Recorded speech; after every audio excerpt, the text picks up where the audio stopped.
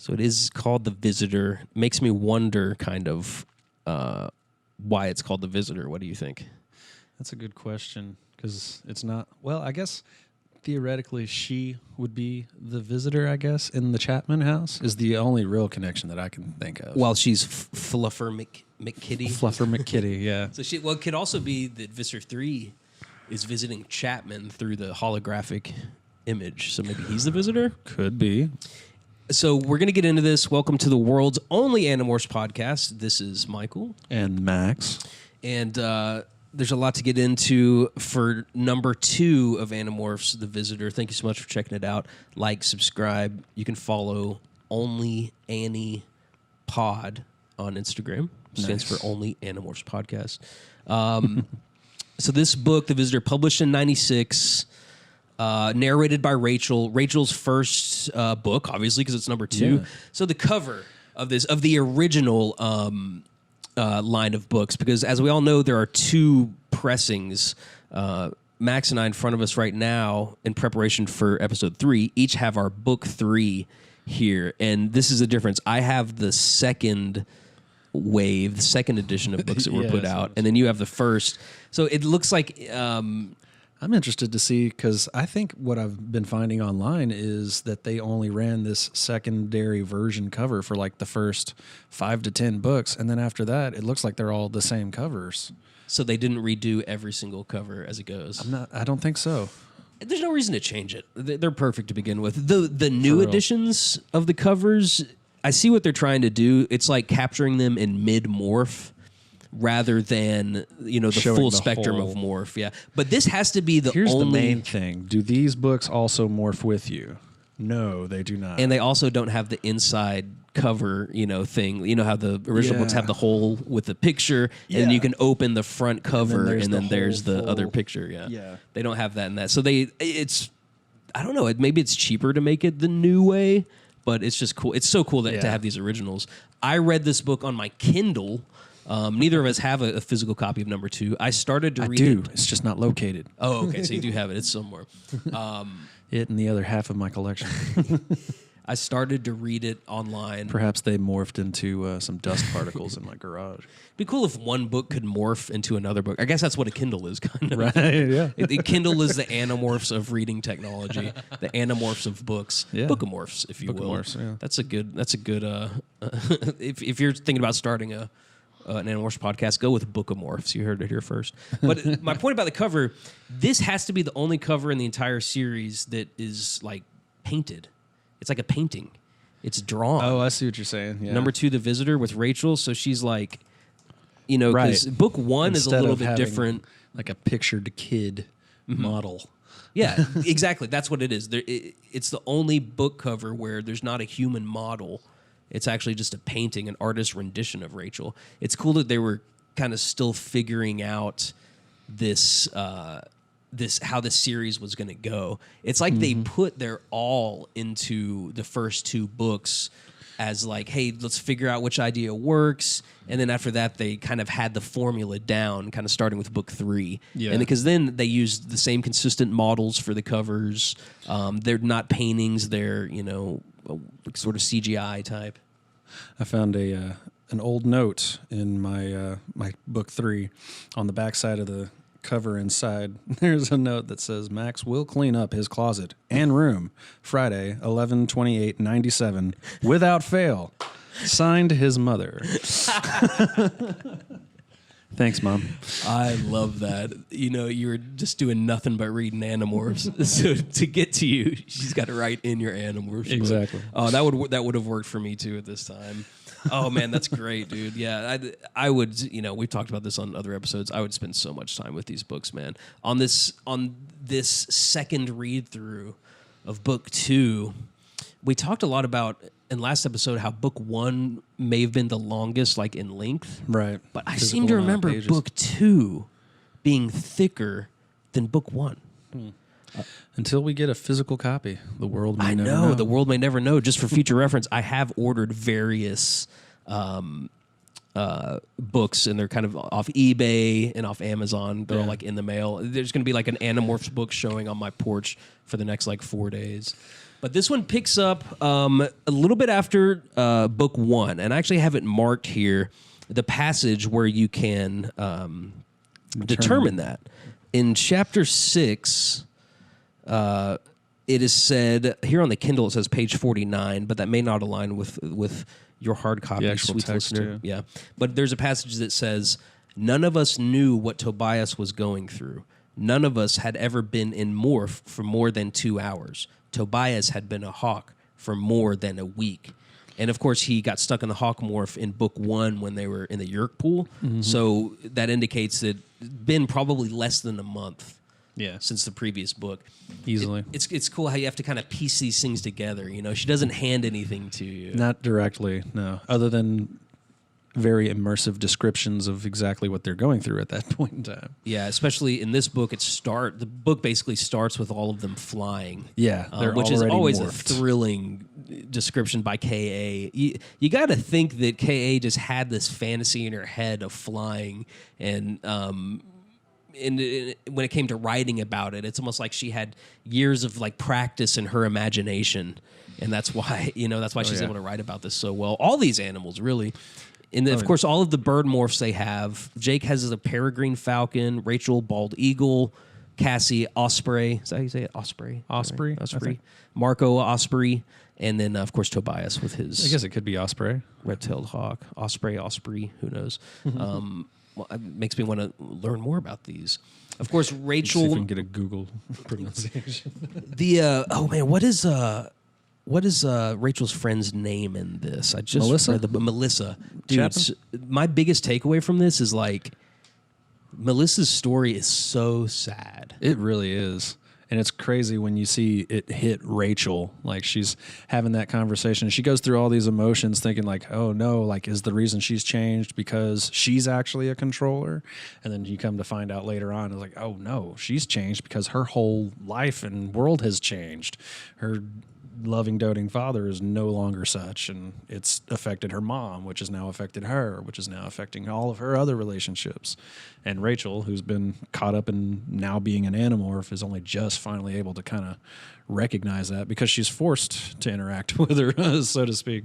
Like, she otherwise would have still been her friend, but she wouldn't have necessarily adamantly sought her out to like rekindle the friendship and been like, hey, I miss you.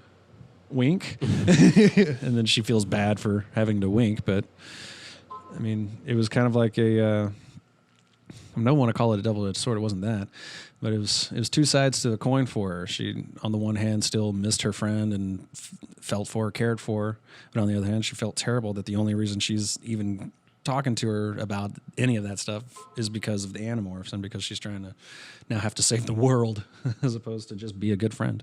She feels guilty about sort of like having a fake rekindling of her and Melissa's friendship. They were, she says in the book that she was Rachel's second best friend after Cassie. And that's exactly what you said. The issue turns out to be that Melissa's parents have started to neglect her. There's that super sad scene when Rachel is in cat morph. Rachel morphs into Melissa's cat and witnesses this scene where Melissa comes down the stairs and says, hey, can one of my parents, who are both controllers, help me with this math homework? It's square roots and I can't get it. Her father, who's an assistant principal, Mr. Chapman, would normally, of course, go up and help. He's an educator for life. Yeah. But instead they're like, honey, go up and finish it yourself. You need to learn this. And she's like, yeah, but it's kind of hard, and sort of lingers there. And their parents just neglect her, and she goes upstairs and cries, and Rachel's there as her cat, like comforting her friend.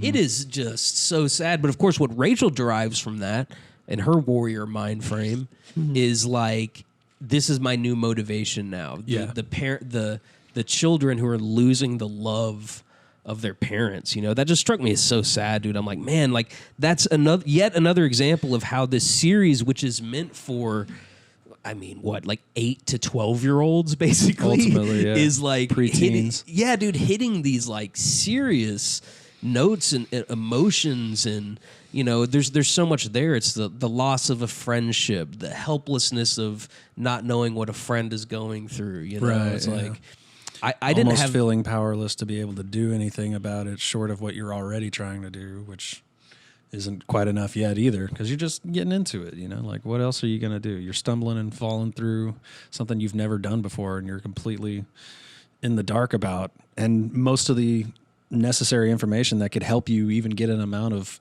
headway that direction you don't have access to.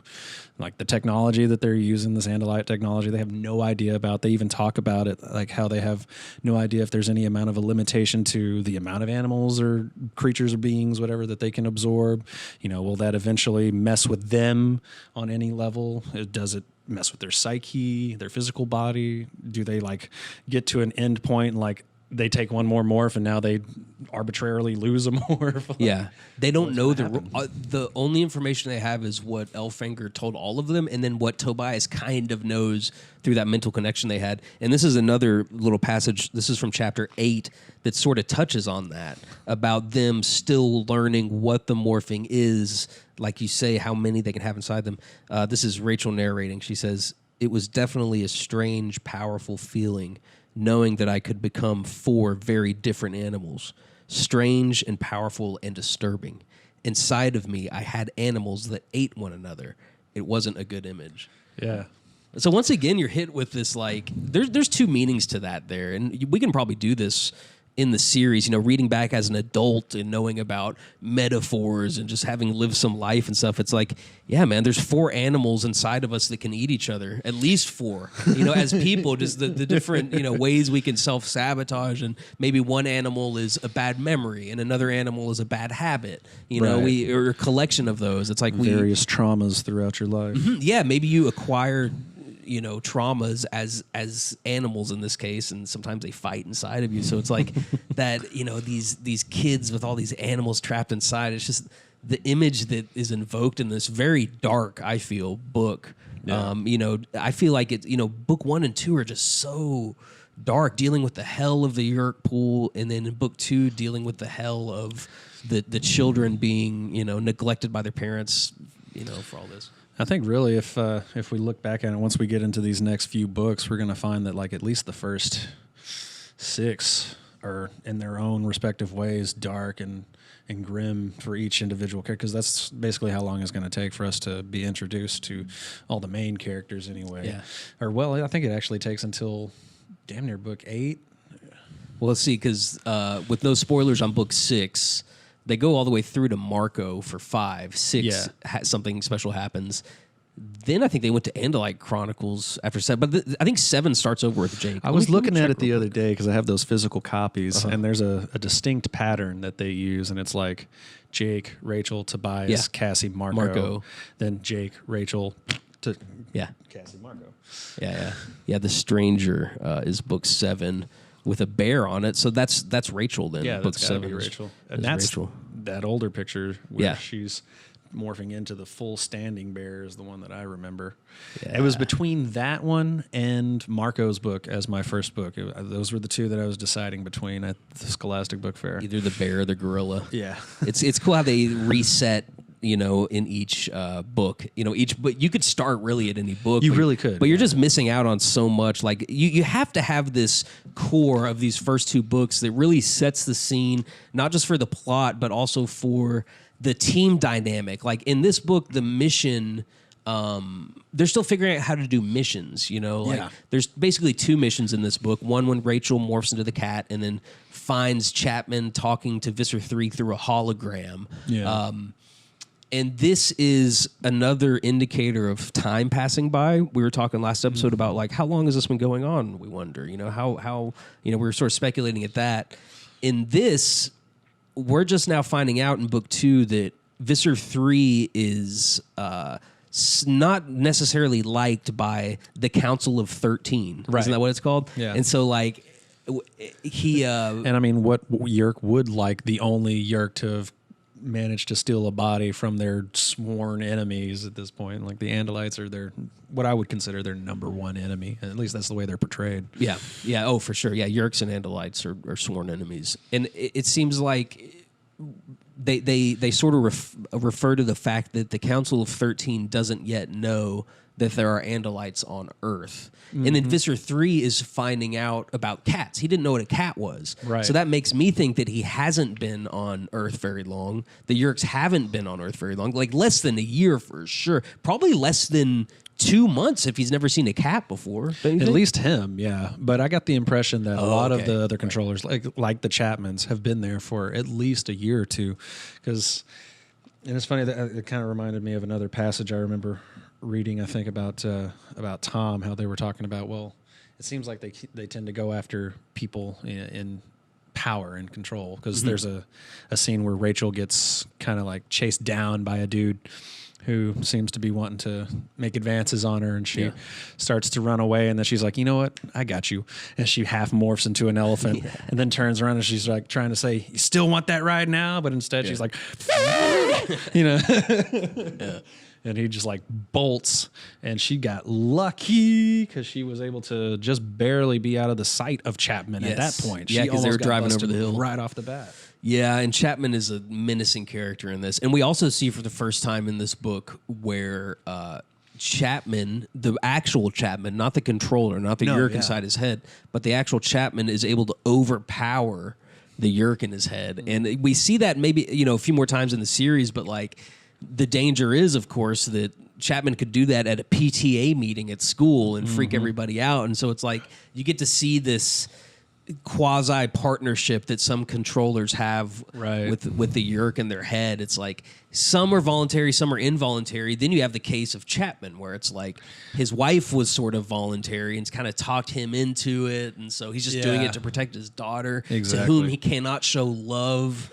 It's like, but it's really cool what Rachel does at the end of the book when she writes a note to Melissa, just showing, your dad loves you, it's like, but it's never really resolved, once again, there's that very adult thing of like, hey man, this is not a perfect world, and there's going to be some pain out there, and you just kind of have to ride with the Animorphs and just have your faith in it. But let it linger. Yeah. But what I was getting to earlier with the missions, you get to see how they're sort of shaping this out and dealing with each other's mind frame. For example, they hide the fact that Jake is in flea morph on top of Rachel, right? Because they knew that she wouldn't agree to that. So it's like, but they were all kind of in on it, know, behind Rachel's back. Have to create this like sub pact within the group that's already like a sub pact from the rest of humanity, and anybody that they could hope to maybe get any help from, they just can't trust. And like Rachel was talking about earlier in the book too, she felt bad about lying to them about like the situation with Chapman. She didn't tell them that Chapman gave him the ride home after the incident. She just talked. She also didn't tell them that Visser 3 said to kill her the first time Visser 3 was talking to Chapman. Right, yeah. Because so she just didn't want to. I think she's more worried about Marco, honestly, a lot of times than even Jake or anybody else. Because he's always the first one to, hey, you're a dumbass. Don't do that. Yeah. He's also the first one to be like, man, what are we doing? Like, can we not? Yeah, like, and you get to see that developing, anyway. Thing that happens with Marco being sort of a comedy relief, but also he has, next to Tobias, probably the darkest sort of home life. Because Marco starts to talk about his mom at one point who disappeared years ago, and talks about how he starts to choke up. So he's like the tears of a clown type of thing. It's like the dynamics are so deep in this. So that's the first mission they do whenever she morphs into a cat. Then the second mission shows them their return to the construction site. Yeah. Where they saw the Andalite Tobias die. Flies down, and he's kind of like hidden from view, and they just know he's perched on top of that spot where he made that connection with El Fangor. It's kind of weird that... Serenil Shamtul. It's weird that like it's an interesting narrative choice to be in Rachel's point of view the entire time, because like apparently Cassie and Marco start earth movers, big gigantic earth movers as distractions, but you don't get to see the overall plot, so you're kind of experiencing it as Cassie as Rachel is experiencing it from inside of a cat carrier. Yeah. It's like, dude, like that was super climactic. And the fact that perspective, yeah. Chapman was able to speak as a human directly to Visser 3, and like you find out that Visser 3, in addition to being, and I didn't pick this up when I was a kid, I didn't pick up on this, but in addition to being evil and killing his own Hork-Bajir for making a stupid mistake and killing Taxons, in addition to that, he's also kind of a bumbling leader type of character, like blinded by pride, just wants to look good, but isn't really like doing a great job. More worried about his own hide than anything else. Sounds a little familiar, doesn't it? Yeah. Kind of like something we were talking about before the podcast. Yeah, some leaders end up with that mind frame, but you get to see that in this. Like, so Visser 3 is being held feet to the fire. He's holding Chapman, a very high-ranking controller, feet to the fire, and these Animorphs are just coming in here doing intel operations, finding out what they can, and overcoming their fear of the situation. Yeah. Just the sheer, because it's like all of a sudden you're I'm trying to call it a psyop. You're like this operative deep inside of enemy territory, and you've got to maintain cover or else probably die, or worse, as she puts it at the very beginning. Yes, there's something worse than death in this world. You can be captured and be made a controller. Like, the worst fate that you could imagine. You're trapped inside your own mind, incapable of moving your own body, and you're forced to live out your life through somebody else's will. It's terrifying, man. Absolutely terrifying. You wonder if that's not an allegory for something else. Maybe mental illness. Mental illness, or there's something in your head that you don't have control over, and sometimes it's controlling you. Yeah. These deeper sort of what did you say? You didn't say metaphors. What was allegory? Allegory. Yeah, these allegories are super interesting. As the same thing. Yeah, from a different perspective. Okay, so also as we kind of try to gather information from these books of like, what is the time frame? What can Yeerks do and what can they not do? There's this one passage that reveals, and again, I don't remember this from reading it as a kid, that Yeerks cannot infest smaller things. Things smaller than them, right? Yeah. Well, also a little bit bigger than them. So in chapter 13, Visser 3, looking at Rachel as he speaks to Chapman, says, "What a ferocious little beast," Visser 3 said approvingly. "See how he did not back away or run? I am many times his size, and yet he struck at me. A pity that the species is too small to serve as a host," referring to Rachel's cat morph. So apparently cats are too small to be infested by Yeerk. Makes you wonder then, what is the size limit? Because I got the impression that some of the other things that they end up inhabiting weren't always necessarily as big as even, say, a human. But do you think that Yeerks ever infest like a gorilla, for example? Do they even mess with that stuff? Obviously, they can do a human. Then why couldn't they do like the gorillas or some chimpanzees or a tiger or a bear or any of the other things that they normally morph to fight against them with? Why wouldn't they be able to? Maybe there's something about it being a wild animal, something about that mind that is less tameable for them. Yeah, sort of like in Morphs, how certain animals' instincts will take over. I like her shrew morph. Jeez. Yeah, dude, that shrew morph is sort of being trapped. That's another sort of allegorical thing, is being trapped, having this other consciousness share your consciousness. That's like gotta be the shrew. weirdest. Imagine having your brain battle with a shrew brain. You'd think you would win like automatically, right? But as you see, no, it takes a minute to overcome the initial instincts of the animal sometimes. Yeah. Just like they had happen with Jake and his lizard morph. We really didn't really talk about his lizard morph too much last book, but that was one of the main. That was the cover, right? They always kind of like show whatever the main morph is for whatever their mission may be. And these first few ones seem to be more about reconnaissance than anything else, than actually trying to cause damage. They incidentally caused a little bit of damage with I think they got rid of a blade ship. One of the Earth movers hit a blade ship and it exploded. Was it a bug fighter? Bug fighter, that's what it is. Yeah, sorry, bug fighter. Yeah, and there is a reference to the lizard morph in this in chapter 9 on this passage. And this is where, like you said, there's a lot of reconnaissance happening in this. There's also them just figuring out the effect that the animals in their head have. And in this passage, this is Jake and Rachel speaking to each other and kind of finding out that, hey, maybe these morphs do linger in your thoughts more than one might think. Cool. No, that's not it at all, he said earnestly. It's just, see, when I did the lizard morph, that bothered me. I had nightmares. Nightmares? I said it too loudly. Then I lowered my voice back to a whisper. Nightmares. Oh, yeah, definitely. When I morphed the tiger, I had dreams too, but not nightmares. What kind of dreams? He smiled. Kind of cool, really. Stalking through a dark forest at night, I was hunting something. It was like I wanted to catch it, but at the same time, it was like if I didn't catch it, that'd be okay too. Because just running and creeping and then running some more through the woods was the best thing in the world. I nodded. I felt like that after the elephant morph. It was this incredible feeling of being huge and invincible. Like I could never even possibly be afraid of anything. But that shrew was different, wasn't it? Same with the lizard. I guess it's the different characters of the animals. Maybe some are good matches for our human brains. Maybe others aren't. I looked out the window for a while, then I said, you know what scares me? To my surprise, Jake nodded. Yeah, you're afraid that someday we might have to morph into bugs. And as we find out later, there's a very intense scene. But that just kind of shows you, like, they're talking about having nightmares, you know, these animals still sticking. They have some part of this animal DNA that their brain is processing, you know? Right. Oh, and then, of course, there's the chapter in this book, or the passage where Rachel wakes up.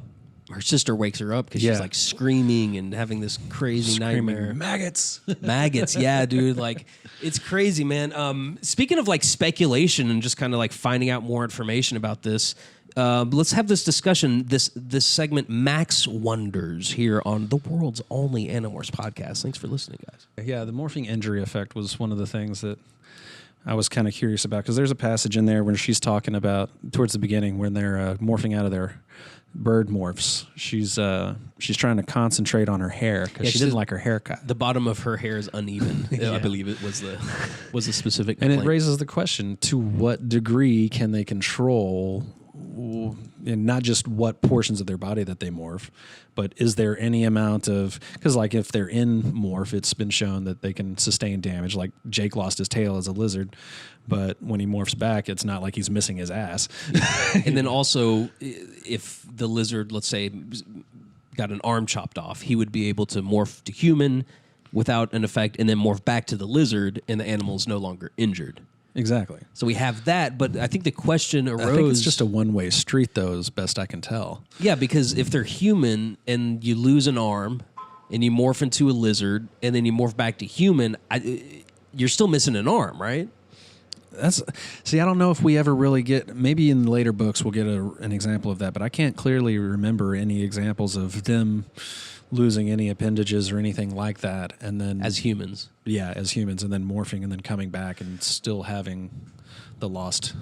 And we do find out later, without we avoid spoilers on here, guys, so that you can read these books along with us and in the journey. But there is sort of a reference somewhere in the universe in the future of this Animorphs universe. I mean, that there are creatures somewhere who are way better at morphing than others, the way Cassie is better at morphing than the other people. Mm-hmm. So if somebody's even 100 times better than Cassie, do they take that into effect? Like, are some people able to regrow appendages when morphing back into their form? Is it different for Andalites than it is for humans? Because maybe Andalites are more accustomed to this technology.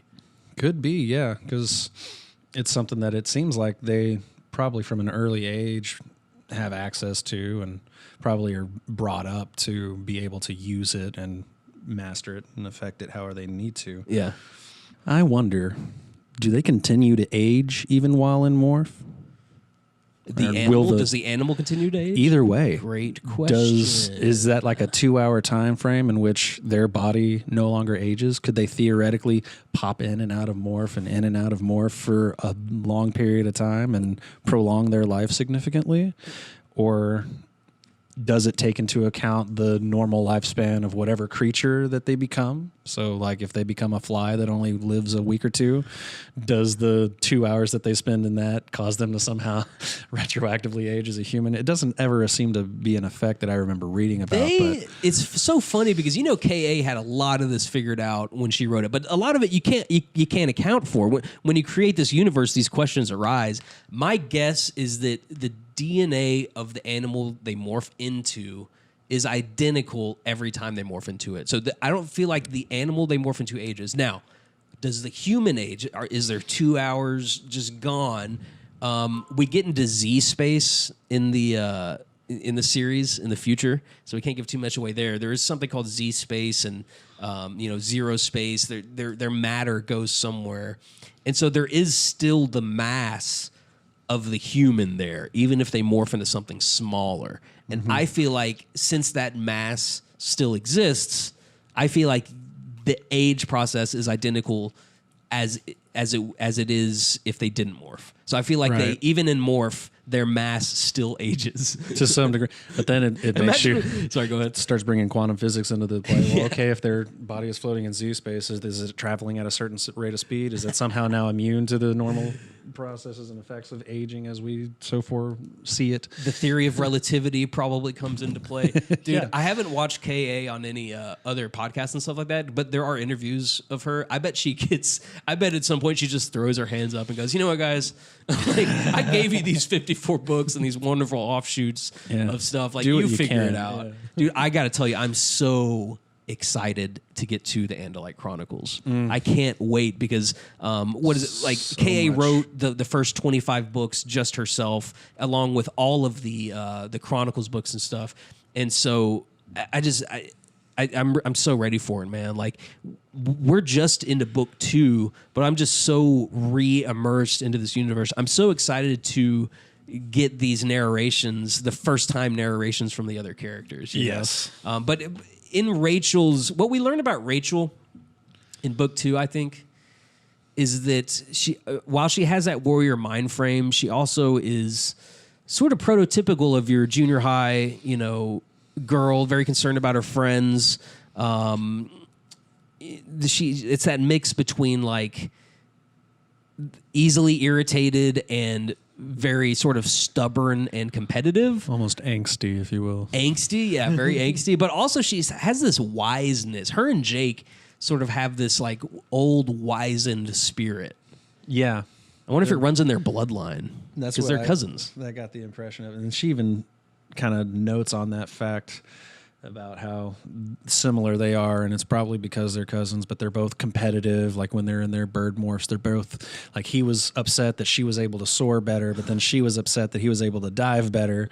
Yeah, so they each have their own little like strengths, and I think that was one of the ways of exhibiting that. And as similar as they are, they're still like their own individual person. The similarities between them are pretty striking with how aggressive I would say that they are, or forward almost with their thinking and their actions, and how much they care for each other. Yeah, I mean, of course, they all care for each other immensely, but like, and just the whole team. Like they seem to always have the whole team in mind whenever they're executing their actions, whereas sometimes I think like on Tobias or Marco's end, it gets a little bit more personalized than about so much the whole group. Right. Yeah, because Cassie, Jake, and Rachel are more in a position to, their home life, while not perfect, is still not as problem-ridden as Tobias and Marco's is. They don't have that problem on top of everything that they're already going through. Yeah. And so sometimes Marco can act, it seems selfish, but he's, that's just the hand he's been dealt.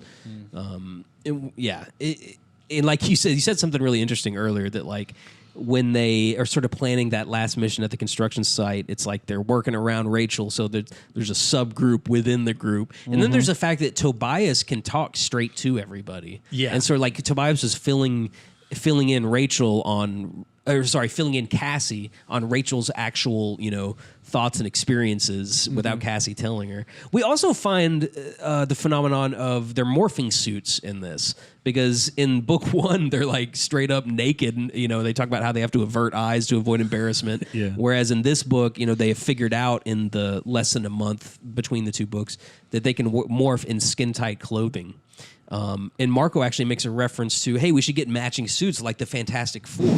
And there's also a reference made, I think, by Marco to Spider-Man in this. Yeah. So they reference two other heroes, Fantastic Four and Spider-Man in this book. Doing the spandex wear, yeah. That would be really cool. You would think that eventually they might even adopt that just for the sake of This being, well, see, you mean like dressing all alike? See, I think it would be a security measure though, because what if they get captured and like they're all wearing matching, underwear? It's like, of course, at this point, the Yeerks don't even they're assuming that the humans are Andalites, right? But it's like you want to arouse as little suspicion as possible. But yeah, it's funny to see these conclusions that KA must make, in book one's like, well, you can't have teenagers running around naked, so it's like, okay, you can morph in skin tight clothing, Yeah. Let's see here. I got some other things highlighted. You'd like to think that Cassie, at least, with being as adept as she was at morphing, would be able to be the first one to figure out more loose articles of clothing, how to be able to morph those if possible. Do you want to know the most highlighted, let me explain, with these Kindle Fires, which I've had for 2 years tucked away in an underwear drawer, and then we start doing this, and I was like, all right, let me get my Kindle Fire out. So it's a cool way to read it. There's a feature on there on the Kindle Fire where as you're reading, it'll show you, quote unquote, popular highlights. So this is parts of the book that other people have highlighted so many times that it becomes a highlight for everybody. They want everyone to know, hey, this part was highlighted by a lot of people. So can I read you the most popular highlighted part of this book through Amazon Kindle Fire? Hit me. It is in chapter 16. It's the first sentence of chapter 16 with 114 highlights. It says, "It was a dark and stormy night. Sorry, I've always wanted to write that, but it really was a dark and stormy night." I remember reading that, and when I did, I had a flashback to a few years prior when my sister was real into watching the Mary-Kate and Ashley Olsen videos. Those tapes. Yeah. Direct-to-video. It was the best of times. It was the worst of times. Actually, it was dinner time. It was like the way they started every single one. I was just like, that's what that made me think of back then, and it still does now for whatever reason. There's some other good lines in here that people highlighted. This is one, because once again, KA is so good at describing fear and like the fear they have to overcome for each mission. And in chapter 19, she says, "Fear is like a worm inside you. It eats you. It chews your guts. It bores holes in your heart. It makes you feel hollow, empty, alone." Once again, this is supposed to be a 12-year-old reading this. Yeah. It's like, holy shit, dude. And I'll tell you, man, like, there's parts of, the Yeerk pool scene, and then, the scene when, in this book, when, like, literally, Visser 3 tells Chapman to stuff Rachel and Catmorph into a cat carrier, and she can't get away, and they're going to take her to the construction site, and Visser 3 is going to kill her and torture her. Like, there's, Stephen King is supposed to be, like, the master of fear, and I went through a phase where I read, like, I don't know, maybe, like, 8 or 10 like Stephen King books, the classics, Tommy Knockers, The Shining, Pet Sematary, Langoliers. Yeah, I think I read that one too. Langoliers. Insomnia is a really good one. But like, I never really got scared with his books, but with these books, just the descriptions of fear and like the parts where death is so imminent upon them, and you're so wrapped up in their emotions and who they are as characters, In their perspective, because she really puts you there. Yeah. I get scared reading these, And of course, I let myself go there, but it's like that's how effective this writing is. Dude. You get anxious, yeah. I always felt like Stephen King's suspense came through a lot better on film than it did in his books. Yeah, but. Yeah, plus, it's a little dated. Yeah, but you can't date fear. Like that's a good thing that she likes to describe. Let's go over the morphs in this book. New morphs that they acquired. Of course, Jake morphs into the flea, which sounds pretty relaxing being a flea. You're just like, oh, there's some blood over there. Let me go suck it. I wonder if he can play any better bass now. Because he's flea. Yes. That's a bass player, Max, over here, making the bass jokes, slapping the bass jokes. Rachel gets Bald Eagle Shrew, which was crazy. And then the Tomcat, Fluffer McKitty. And then Cassie and Marco getting the Osprey morphs. And then Visser 3 morphs into this thing called the Vanarks. Is that right? Vanarks? I like Vanarks, which is an unnamed 3-legged rock beast. What other takeaways from book 2 do you have? Well, I don't know if it's necessarily specifically just from book 2, but I thought about it while I was reading it, is also along those lines of, I wonder, for like Tobias, he got stuck now in Hawkmorph as a young teenager at best. What does that do for his brain development? Like, theoretically, as a human, his brain hasn't fully developed yet. Wow. It's still got another, 7 years or so of development that it needs, at least, before, his prefrontal cortex and everything's going to fully his decision-making, will he still age brain-wise? But then that brings the question, what is aging? Is it a physical process as well as a mental process? And does it have to do with just experience and consciousness, or is it the neurons fully forming? And does the red-tailed hawk, what does that brain look like? Max over here with the questions. I mean, that's good stuff, man. If we ever get KA on, we're gonna have a laundry list of super difficult, frustrating questions for her to answer. And feel free, if you feel like you've got the answer, let us know. Let us know. Tell us what you think is the answer to these questions. Yes. Bring us with your own questions. Maybe we can answer them in following casts. That's right. I definitely see a live stream in our future when maybe people can gather some of their questions. Either comment below and we will definitely address it. And then also whenever we do one of these live streams, we can take some. Have a whole line of chat. Yeah, dude. Yeah, we can take some questions and really get into this. We're gonna figure it out. We're approaching this series as if we're blind to the next book. Of course, we can't forget some of the huge plot twists that occur, and it's gonna be really exciting when we can finally reveal some of the stuff that we know is happening. I can't wait till we're halfway through and we can start really delving into all the deepness of the issues with all the information available. Yeah, dude. And once again, I'm so excited about this, and this is really cool. What do you think? Is that good for an episode? Do you think? I think so. Yeah. Cool. It's the world's only Animorphs podcast. This is Michael and Max, and like and subscribe, guys. This is a good time. Go read book 3, and we'll be back next week with some more input on that. You guys be safe, and remember, watch your back. Peace. The Yeerks are out there. Peace.